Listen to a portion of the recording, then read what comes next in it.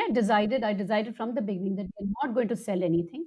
We don't want any money from anybody. We want your time and your efforts. And there's been no looking back. We are 5 years old now, and we just celebrated our fifth birthday. We've saved more than 5.5 tons of scrap from the landfill, and it just continues. Objectives is to help people understand that you can save your own scrap. You pay. So this is other thing which I say: you buy rice. Do you throw away 100 grams? Or if you buy sugar, do you throw away 50 grams? Okay, I bought 5 kilos. 50 is nothing. So why don't you bring back your own scrap as well? Hello everyone, this is Shweta Dalmia and welcome back to another amazing episode of the Climapreneur Show. So, before diving into the episode, let me remind you House of Climber, your one-stop place to shop sustainable fashion from, is going live on 13th of February, a day just before the Valentine's. And to mark the launch, we are organizing a small pop-up event at the Green Hour Cafe, Gurgaon. And now, let's get back to the episode. For today's episode, the guest we have Dr. Shambhavi Rajgopal ma'am. I don't think that my words would, sort of justify her, like the kind of person she is, the kind of work she's doing, like she's such an amazing person. Like she's so selfless. She's doing like such amazing work, the way she's spreading kindness, happiness all around. It's people like her that inspire me every day. It's people like her that makes me to be on this journey every day. And yes, once again I would say that climate action is beautiful. When I listen to these stories, when I talk to these amazing people, it makes me feel grateful, it makes me feel blessed. So I think let's go into the episode directly and listen to what Dr. Shambhavi has to say about her journey, about her work she's doing. So let's get started. Welcome to the Client Show, ma'am. So grateful to have you with us today. So, would you like to give a brief introduction about yourself? Okay, so my name is Shambhavi Rajagopal, and I live in Dubai. I've lived here for 30 years, so I have grown with this country, and it has become a home Mhm. away from home for us. But we still have our roots in India. We visit as often as possible, and we have family, friends, every possible connection that we could Mhm. continue to have with India. So, how did your journey with Save, Scrap, and Sue started? Like, what was the idea behind it? So I would have to backtrack a little bit and say that when I came in here, I started working as a market research executive, and uh, till 2005, I was pretty much doing freelancing.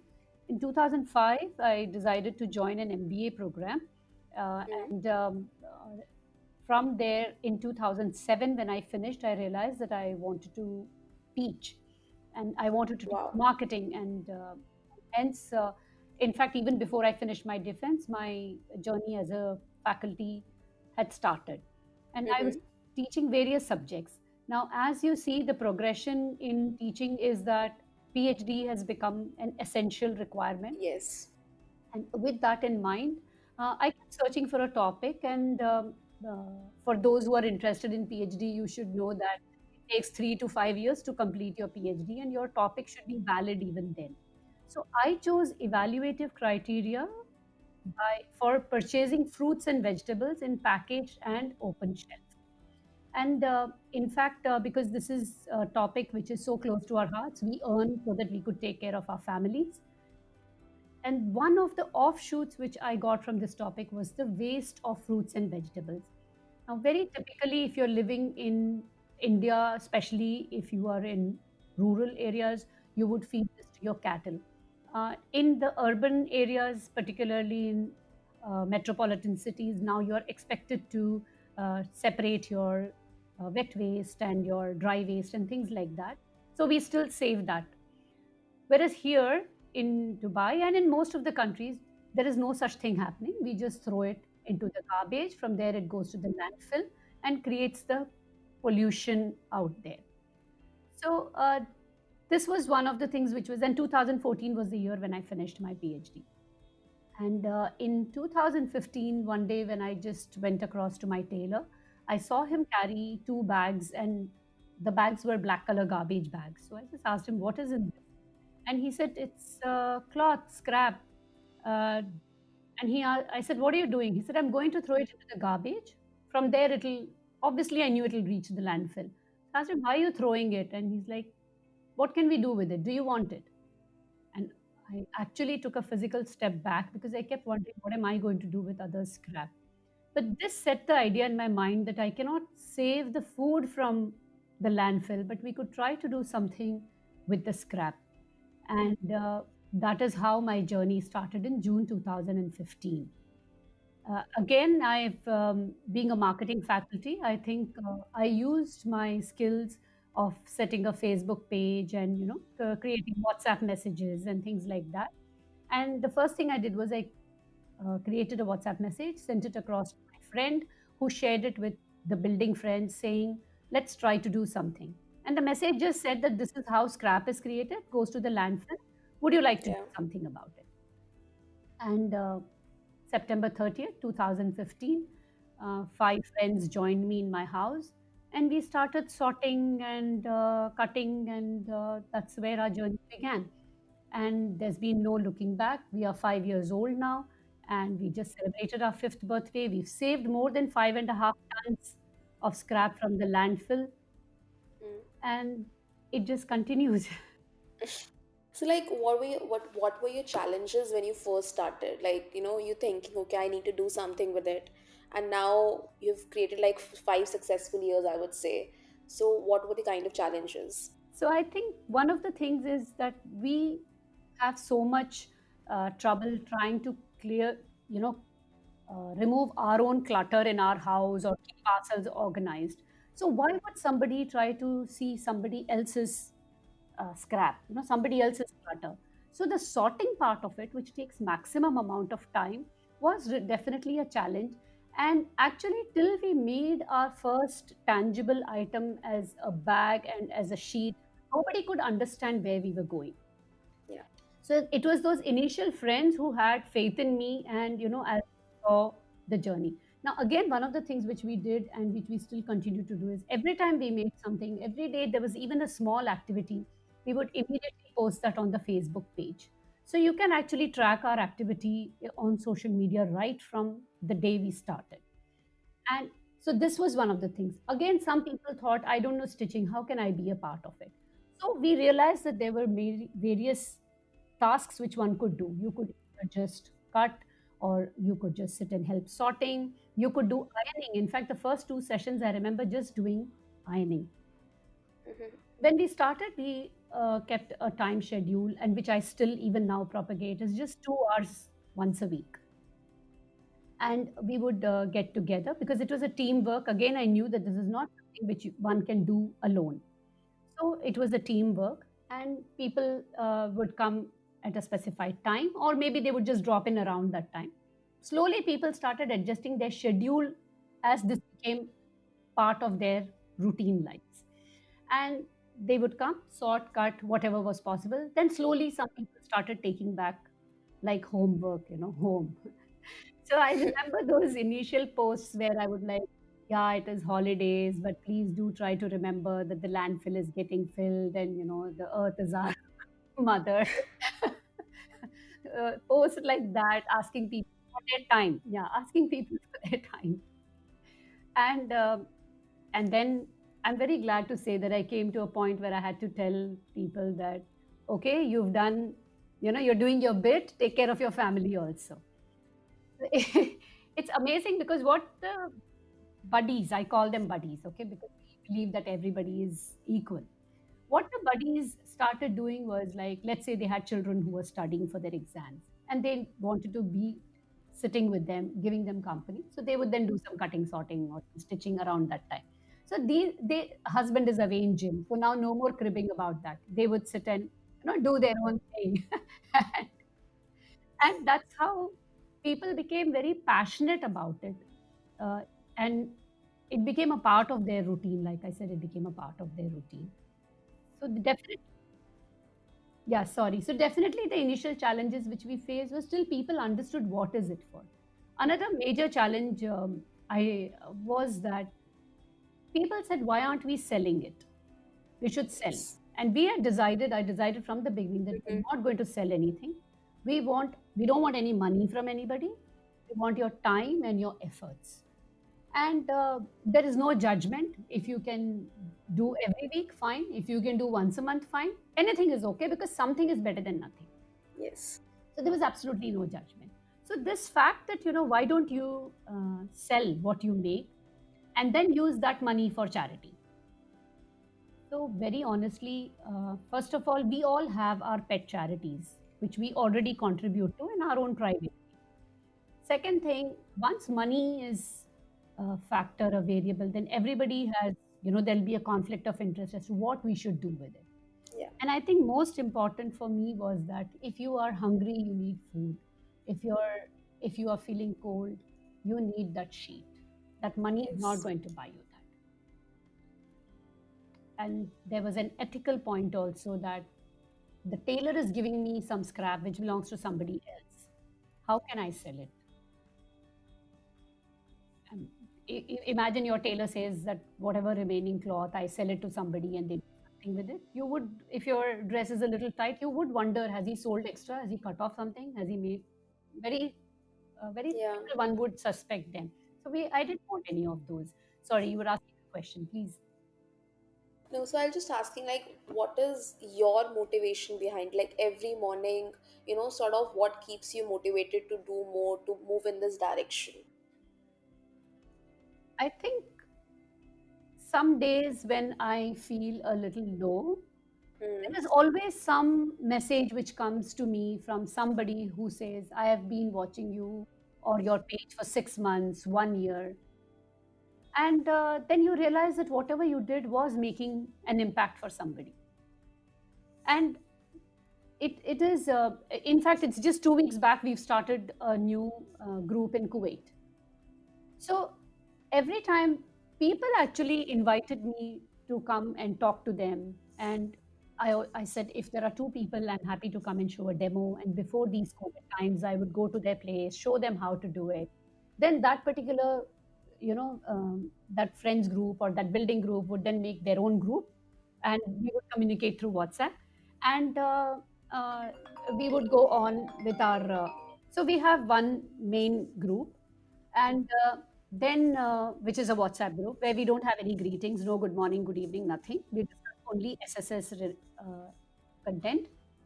And whenever anybody does any small task, whether it's sorting or picking up scraps from the tailor, anything, we post pictures out there, just like how we do on the FB, because many people are not there on Facebook. So just to keep people motivated. Then I've had different kind of people approach me and tell me that how it has changed their life, how the perspective changed. And the best part is, Shweta, we don't know who actually received it and who is using it. But having said that, we do try to tell people, when you give it, just send us one picture to act as a motivation. We also try to keep track of what all was made by us and where it went, who received it. And that's how, like I said, we have roughly at least 5.5 tons we know that we have saved. It's a very rough figure, and I'm sure we've done more than that. So slowly the groups grew in within Dubai. Then we have Sharjah, we have Abu Dhabi. Then we have also have in India. There are two groups in Mumbai. There's one in Bangalore, and like I said, now our group in Kuwait. It's actually very beautiful. So, like, what does climate action mean to you on a personal level? I always keep. I don't think we had some any great thoughts in that way, that what is climate action, or now, in fact, social entrepreneurship. These are all separate subjects now. Yeah. Whereas for us, it was just a part of our day to day activity and day to day life, that you were not wasting anything.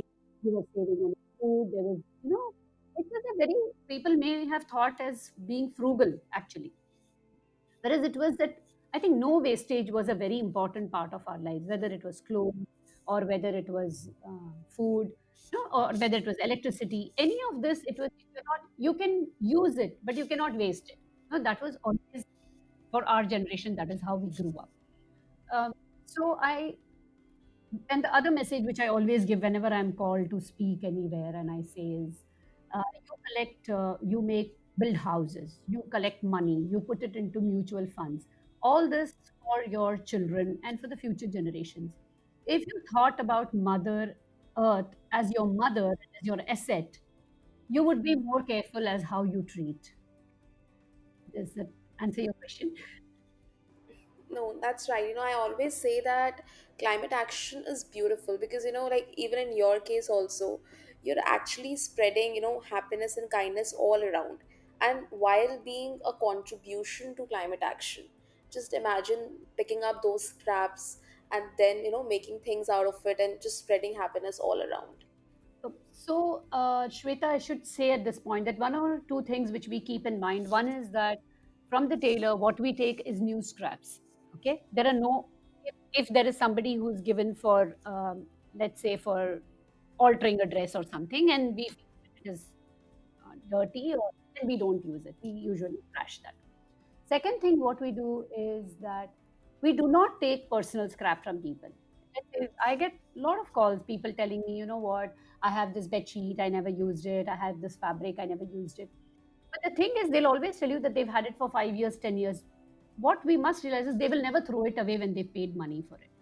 Whereas the tailor in his case has no ownership on it. So he would, and plus, you know how small the tailoring shops are always. It's one, it's mayhem always there. It's I don't know how they track where our stuff is, and so they have no ownership. So they are definitely going to throw it out. So that has been one of our objectives is to help people understand that you can save your own scrap. You pay, so this is other thing which I say, you buy rice, do you throw away 100 grams? Or if you buy sugar, do you throw away 50 grams? Okay, I bought 5 kilos, 50 is nothing. So why don't you bring back your own scrap as well? Give it to somebody who will use it, or use it in your own home as a maybe a dusting cloth, a mop, a wiper, anything. There are so many things, and now thank God we live in an age where technology is so rampant that we can learn on what we can do uh, with the scrap. You don't have to be a person who knows how to stitch. You could do so many things with, using glue or stapler. There's so many other things which one can do and one can learn. Uh, the intent should be there. That is what is more important, I suppose. How important do you think, is empathy and kindness? I think it just came to us. Like I said, we could have made all these things and kept it for ourselves. Nobody would have asked us. Yeah. But like I said, there's a small ethical background to it. And the second thing is, people, when you ask them for help for anyone, they are always very happy to give you money. They'll say, give 100 rupees, 100 dirhams, whatever, give some money, and you feel kind of relieved that you have, done your social duties. Whereas when you look at all the time these ladies, and in fact we have children also, we have teenagers who've done this for their social school social programs, and we've had men also. When you see the amount of time that they spend cutting, sorting, there is so much emotion which goes into it, and we never sit and try to put it into some, kind of some design or shape or anything, nothing like that. Whether it's a sheet or a bag, we never try to give it any specific design. But whenever you see anything, people will always end up with a wow. And I think that wow comes because of the love which goes into making it. So I always call it labor of love, because you don't know who is going to get it. You have nothing to do with that person. But the fact that you thought about that somebody is going to use it and somebody should be protected and covered with it, that is what I think carries us. And I can't describe to you how it makes people feel, because I never thought I would be in this place or giving this interview today for that factor. No, that's true. Like, and my next question to you was actually this thing only. So, like, what was your initial thoughts about this, like when you were just starting, and how have they changed over the period of time? Did you visualize, or did you have a kind of thing that, okay, I need to be, forming groups and doing all these things? Or, like, what were your thoughts when you just started? When I started, I just thought only one thing, that I can't do this alone. I need some people with me. So of course, the first people who I mentioned this to was my family, and they're like, yeah, and I'm an elder in my family, so everybody's like, yeah, yeah, we'll, kind of help you out. And then I knew that depending on my family was not fair, so I asked my building friends, and then, like I said, from five now we are more than 300 plus buddies. Thank you. Some of the rules which we maintained always, Shweta, was that I would actually never call up anybody and tell them that, you know what, we are doing something important, you should join us, or this is going to be your salvation in life. We never did that. And I got invited by people, sometimes addressing groups, sometimes addressing gatherings, sometimes just two people. Whoever called me and how much ever time they gave me, whether it was 2 minutes, 20 minutes, or 2 hours, I went and spoke. And I told them the basic philosophy of what we are doing. Now, one of the things which I was always met with was surprise, because paper, plastic, glass, all these are counted very high when people are talking about recycling. Scrap is not discussed much. Wasn't, at least at that time. Now, thanks to little bit more awareness on the true cost of fashion and stuff like that, now people are more um, aware of it. Again, even if you're aware of it, sometimes you don't know what to do with it. I mean, okay, I know. What should I do with it? So I was always a little bit into stitching, and I used to always make these handmade gifts for my family, friends, things like that. So doing little bit of crazy quilting kind of a thing was very easy for me. And over a period of time, I learned that I could do. I've set up a method of what would be minimum brain usage, okay, and what you can do in an efficient manner. So for me, in fact, my mantra is efficiency is more important than perfection. So people who seek perfection, they have a lot of problems with me, because I'm like, you're trying to make one sheet perfect or one bag perfect. Go ahead, make bags in the same time and hand it over, give it to somebody who needs it now. So now, on the fact that how do we identify people who need it? So there should be no hoarding. That is our policy. So it's not like the person who's receiving it has an option. So in that line, we would not give to our own helper or our security guard. We would not gift it to them. We would gift it to somebody who doesn't have another one. And we also don't hoard. As soon as possible, whatever is ready, we just hand it over and we go ahead. In UAE, I have permission from Red Crescent, and so we go and give it to Red Crescent, and that's how we identify. Again, any of my buddies can say that they want to give it to somewhere, and I trust them just because like how they trust me. In fact, we as a group we collect all the material, and we give it to them, and they go and hand it over to whomsoever they think is a suitable entity. This must be like, so soul enriching and, kind of making you happy from inside at the end of the day, that you know that you're doing something really good. I didn't think much of it except when a colleague told me, I said, I don't know what I'm doing. And he's like, I think you're preparing for an afterlife. And I think now many of us have prepared for an afterlife. The best thing is my oldest buddy is 86 years old. Okay.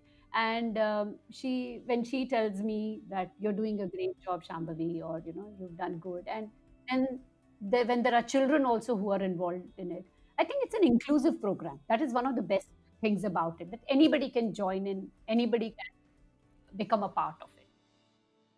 And that kind of selflessness with which you're creating, that is very beautiful, and that is actually very, I would say, pure and divine. And it's very hard to find these kinds of things these days. So I would say that it was definitely a divine intervention, because I never thought that I would be. Now I'm like, I keep saying I'm known for my sewing skills now. I never thought that people would, because I've taught people sewing to more than 60, 70 young teenagers. I never thought I would be doing that.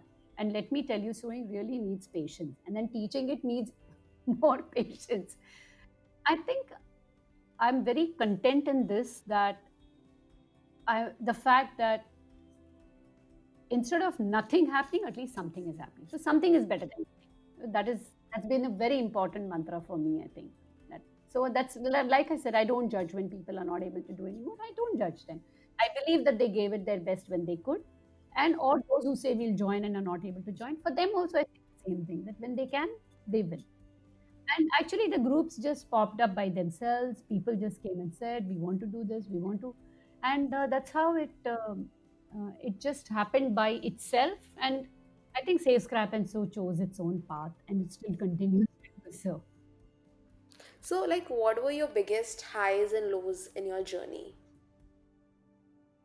I think whenever there was a distribution which happened, which like kind of moved people, there were some couple of small incidences which took place. One of my friends was traveling for a wedding, and just for 2 days, and so we gave her some sheets, and then she handed it over to another friend of mine who I had coordinated through in Chennai. And the day this friend was coming back, those sheets were handed over to an old age home. And as she got off from the aircraft, she was looking at those pictures, and so was I at the same time. And I called her and I said, "Thank you." And she's like, "There's nothing, Shambhavi. I just handed over the sheets." And like, she didn't even go to that place. She just gave it to her friend. And she actually started crying because it it meant so much, you know. And actually, I think Sales Scrap, so for some reasons, I can say, has made me a little shameless because I was attending a wedding in Bangalore, and we were staying uh, Leela, and I had a couple of bags with me which I had taken, and I was just thinking, where should I give it? You know, where should I find? And at the next door table, I heard a lady and her parents, and they were talking to the concierge and just telling him that, no, you know, we're planning to go to this orphanage which is here. I couldn't help overhearing, so I just walked up to them and said, "You know what? I have these bags. Do you think it will be of use?" And they are, yes. In fact, we were planning to buy some bags for the children there. So it is like those moments which give me goosebumps, and I'm like, this is just perfect. You know what? It takes courage to take that step. Going up and asking, it takes courage. I think being 50 is liberating, Shweta. Believe you me. Sometimes it happens with me that I'm like 5, 4, 3, 2, 1 and go. Yes, I think coming from an army background with my father being in the army, and I think he really said, if I mean, you have to take the first step. So he would actually make us talk to strangers on a train, and go and ask people, say hello to them, ask them if they need help. Any lady or anybody, old senior citizen carrying heavy bags, he would immediately send us, and he does this to his grandchildren now and tell them, go and help that lady, go and ask that man whether he needs help, pick up the bag for him. So those are I mean, you asked me earlier the empathy. I think empathy was just kind of, it was a part of our growing up, and I think that is why we continue to be empathetic even now. That's beautiful. So, how important do you think is involvement when we talk about climate action? Because, involvement, as in, say, involving communities, involving people in creating solutions themselves, because we have our examples where, when people actually create a solution, so they use it also. Because, you're kind of working with a lot of people around the world. So, what do you think? Like, does the involvement element play really important when we talk about climate action? Yes, so I think that what globalization has done to us, one of the things is that you started realizing that what is happening in one part of the world is also going to happen to you very soon, whether it is water, whether it is air pollution, or anything else. It's not that you can be in your own utopian world and say, no, no, this is not going to come to me. So it's become a part of something which you have to do something about. And I think particularly with our project of Save Scrap, so everybody takes that responsibility of doing something. And in fact, you'll not believe, sometimes I tell people that, don't take too much of scrap from the tailors because they just keep throwing, they can't do anything. Not only scraps, we also get samples, which these boutiques and all throw away when once the season is over. And invariably, you'll have a desperate secretary calling and saying, "Please, ma'am, can you come and take this and go? Otherwise, they'll just throw it away, ma'am. I know that you use it." And you're like, "Look, I can do only this much. I'm an individual." And then I think that it's the corporate responsibility to take care of their footprints because they made whatever profits that they wanted.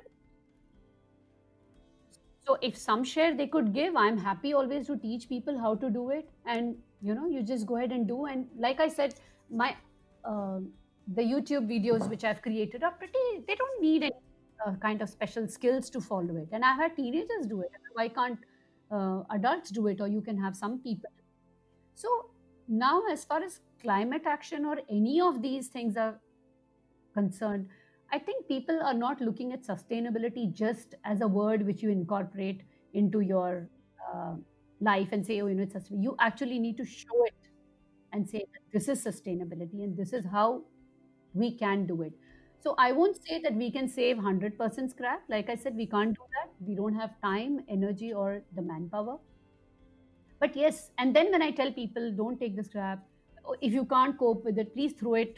It's okay, it's all right. It was any case going there. People feel very bad about it. They feel as if there is some personal, loss which they are, as if they are responsible for something on this earth, whereas it's not theirs at all in the first place. So we kind of devised a plan where we try to use as much scrap as possible in the best possible way. And I can say that we actually don't throw out anything. And that is where I think our families have also come up, right behind us and supported us.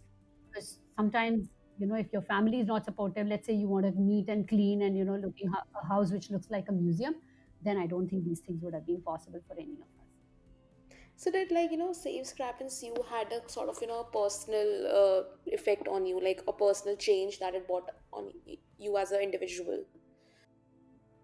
So I don't tell people don't shop because I believe shopping for clothes and stuff is like really, I mean, that is what our celebrations are about, isn't it? Whether it's a birthday or it's a new year or whatever it is, you are always shopping and it is, so don't shop. But yes, be conscious of your shopping. Like, so now I can say that maybe I've moved on from normal shopping to maybe, is it going to the weavers, is it going, where is it going? And again, when you're getting something which is very cheap, like let's say you're paying just 5 dirhams for a t-shirt, why is this only 5 dirhams? Who is behind, who's the loser in this? So then, that you start asking yourself those kind of questions. So I will not say that, I never tell people, like I said, I don't tell people that don't shop or don't. Just be conscious and at least give it to somebody who can use it, because we still have a lot of people who can use those things, which, which we think, we are just, we are not going to use. So we can still give it to people who can. So true, this is. So, like, since you are an expert in marketing, my question to you will be, with a lot of sustainable brands and sustainable startups now coming up, what do you think is the best marketing strategy? Like, what do you think is the best way to connect for them? So I'm actually very interested in knowing how sustainable is the sustainability going to be, because on one part you're trying to make an income out of it. You need to pay people from there, right? So, how sustainable is sustainability going to be? That is a very important. And then, when there is a model, when there is zero wastage, that actually is a very good model. Again, are you ready to share what your income is with people who are working on it? Are they your stakeholders? Are they going to be considered as your, part of it? That okay, this year, are you also going to be taking a smaller bonus home this year because your work people couldn't get that much? You know what I'm saying? So that is what the empathy which you mentioned earlier, Shweta. I think that would be really important to see it, the connect which it would give, that how important is it and how sustainable is this, or are you just going to create a startup and then 2 years down the line sell it and move on to something else, because then somebody else's responsibility to take care of it and make it grow. And then are they going to follow your passion, because you started it with a passion, right? You had something in your mind and you started it. Are others going to follow that? We don't. I won't know. Makes sense. So, my final two questions to you would be one piece of advice you would like to give to youth out there, some people who are just wanting to start their journeys or already on their journeys. It's always efficiency is more important than perfection. Just start. Don't keep waiting for a perfect day, a perfect time, a perfect hour, a perfect situation. Just start. At least you've done. The road will find. Yeah, the road will just come in front of you. Okay, and the next would be one thing that you will definitely want to tell your younger self. What would I like to tell my younger self? Yeah, I don't. That's a tough one. Something, something you wish knew when you were, say, in your 20s, or because, for example, even we also, we sometimes are like too much focused on, okay, what next, what next, what next. And with a lot of people I've spoken to, everyone is like, be patient, enjoy life more. Yeah. So I think I would say be kind to yourself, and I would say this to everybody: be kind to yourself. Okay, so thank you so much. Like, thank you so much for being on the show and sharing your story with us. I'm so sure that it is gonna affect a lot of people out there. And maybe we all can also sort of, with this, not, I wouldn't say, because what you are doing is like really big and really with that selfless feeling, and to have that feeling is like, I don't know how am I gonna have it. So even if we could do a percent of what you're doing, that will be like amazing, at least for me on a personal note, because with so much kindness, with so much selflessness, it's beautiful. So like, really, thank you. Thank you, Shweta, for those very kind words, and I'm very honored. And but I don't want to be on a pedestal, because I really believe that everybody can be there. We can create our own pedestals actually. Yeah. So anything which you do, particularly relating with time and effort, money is not the solution for everything. For time and effort and the thought, I think that is everybody can be their own hero in their own stories. So thank you so much for that. And you are one on your own, because you're now got this uh, climber proner thing going, and you're people, you're watching for them, reading their stories, doing that bit, and bringing it to attention, creating. Um, uh, Communicating this to people and creating awareness is a major objective. So I think everybody, it's possible for everyone to do something, whether it's within their own family, their own life, or whether it's a community. Everyone can do something. Thank you so much. Thank you, Shweta.